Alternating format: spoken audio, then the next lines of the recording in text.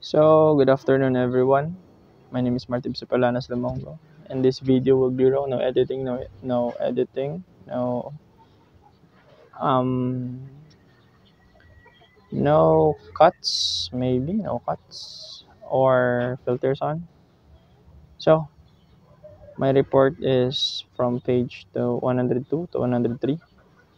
So, understanding the pneumograph tracing requires understanding of respiratory systems, which is responsible for taking air into the lungs and also expelling carbon dioxide here from the rest of our body. The system is like nervous or circulatory is equal important to lie detection, and it is well known that we can live for 40 days or more without food. We can survive 3 days without water, but we die within minutes without oxygen, and it is function and is automatic. So it consists of the following. First is the respiratory tract, which is comprises with the nose, mouth, pharynx, or a muscle tube in the middle of the neck.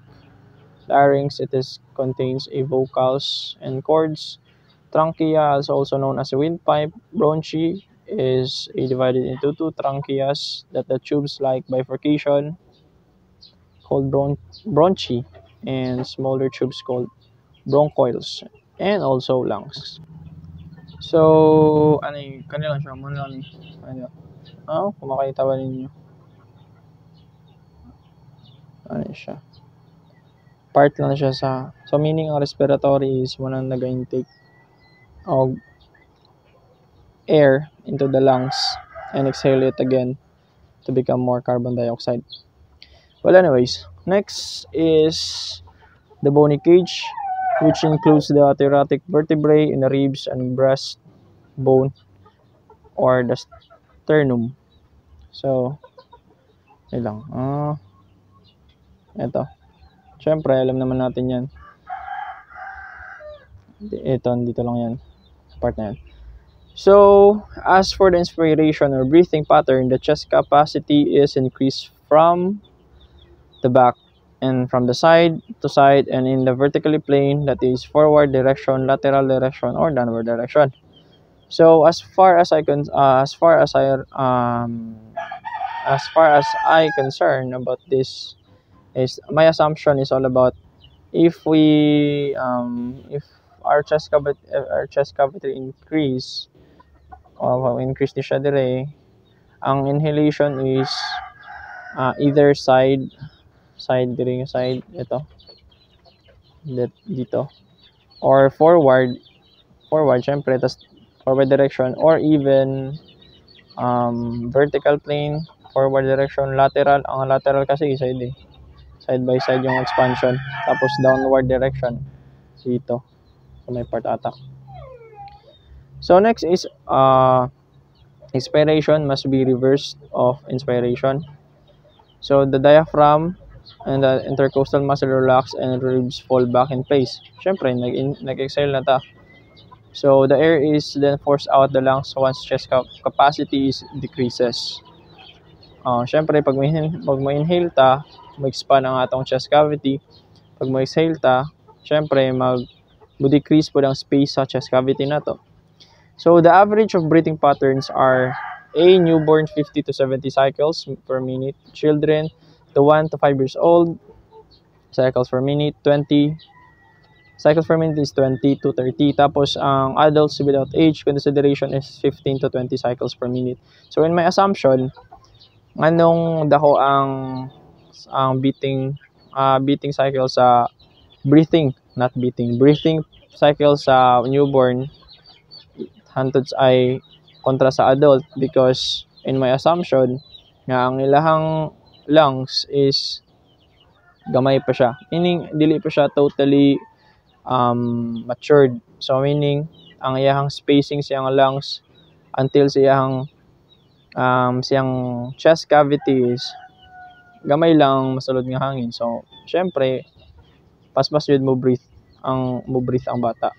Well, anyways, sa concern naman sa adult is more mature naman ang iyahang yung lungs, yung chest cavity, also the diaphragm. Syempre, normal lang yung pag normal or something like matured ang space. I mean, basta dako lang ang space. So next is, it should be also noted that men are deeply breathers. They breathe up to their stomach while the women are shallow breather for they breath up to their chest. So ang gingon daw is mas lumdam mo breath ang lalaki kontra sa babae. Kaya ang breathing sa lalaki is ginakuha sa chest, sa stomach, while ang babae is ginakuha lang sa chest.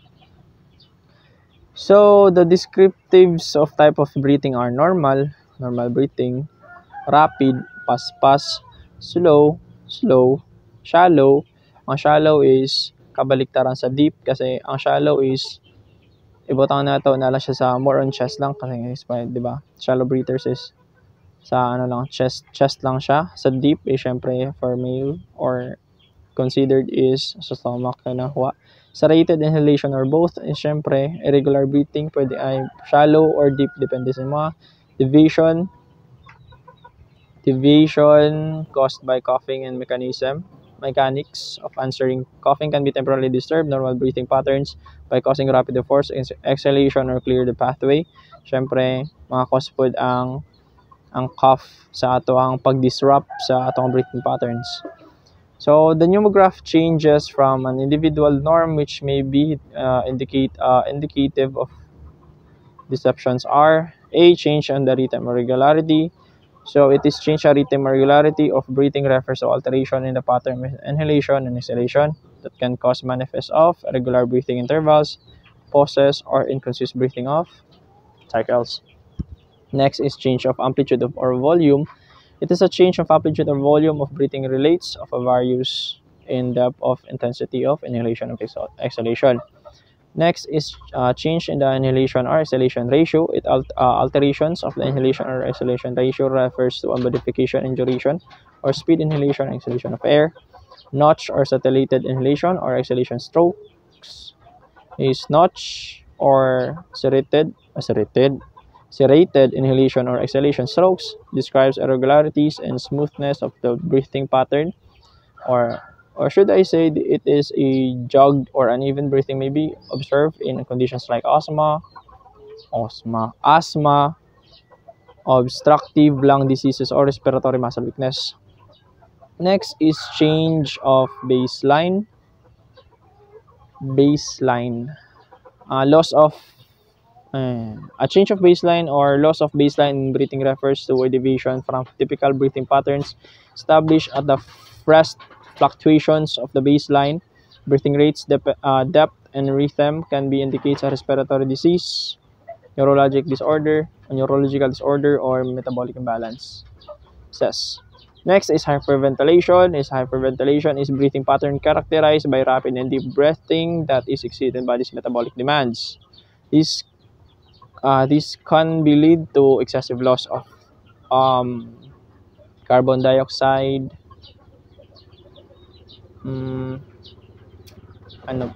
Carbon dioxide cause for respiratory alcoholysis or symptoms such as lightheadedness or dizziness. Okay, next is suppression. It is a respiratory suppression, involves a decrease in a rate of depth of breathing that leads to inadequate ventilations and reduce of oxygen intake. Respiratory is last one, respiratory block. A respiratory block refers to obstructions or impediment of airways during inhalation and exhalation. This blockage can be caused by factors like mucus buildup, foreign objects, bronchospasm, or structural abnormalities. So that's it. The next reporter will be Ugabang, the continuation. Well, anyways, this is uncut video, so maraming mali. And I hope that you learned something from me. Peace.